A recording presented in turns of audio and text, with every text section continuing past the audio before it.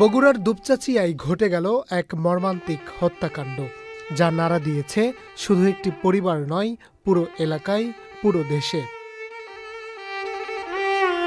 একদিকে শ্বশুর, যিনি ছিলেন পরিবারের অভিভাবক, অন্যদিকে পুত্রবধূ, যার চোখে ছিল জীবনের হাজারো স্বপ্ন।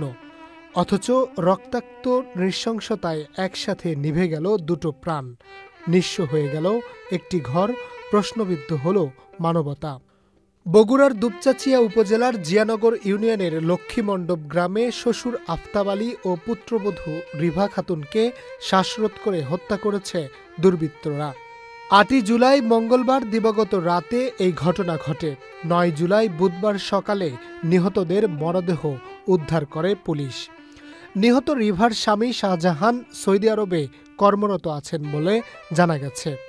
জানা যায়, মঙ্গলবার রাতের খাবারের পর আফতাব ও রিভা নিজ নিজ কক্ষে ঘুমাতে যান। পরদিন সকালে রিভার ৮ বছর বয়সী মেয়ে ঘুম থেকে উঠে মায়ের নিথর দেহ দেখে কান্নাকাটি শুরু করে। পরে স্বজনরা ছুটে এসে পুলিশে খবর দেন। খবর পেয়ে দুপচাচিয়া থানা পুলিশ ঘটনাস্থলে পৌঁছে দুজনের মরদেহ উদ্ধার করে।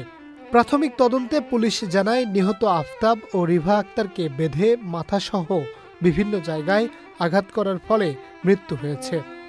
দস্যুতা থেকে এই হত্যাকাণ্ড ঘটতে পারে বলে মনে করছেন পুলিশের এই কর্মকর্তা। আমরা কেবল এই ঘটনাস্থলটা পরিদর্শন করছি। আমাদের টিম আগেই পৌঁছে গিয়েছিল।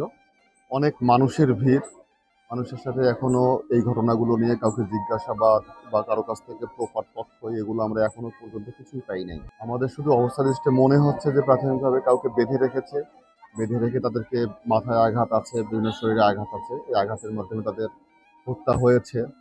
এখন প্রাথমিকভাবে যদি বলতে যাই, ঘটনাটা হয়তো বা দস্যুতার কোনো ঘটনা এরকম ঘটে থাকতে পারে বলে মনে হচ্ছে।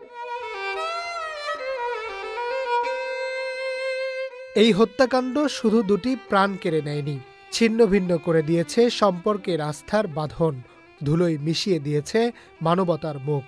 শোক সন্তপ্ত পরিবার এখন শুধুই শূন্যতা আঁকড়ে ধরে কাঁদছে, আর চারপাশের মানুষ স্তব্ধ হয়ে তাকিয়ে আছে, কারণ এমন নৃশংসতার কোনো ভাষা নেই, কোনো ব্যাখ্যা নেই। Harunur Rashid, channel I.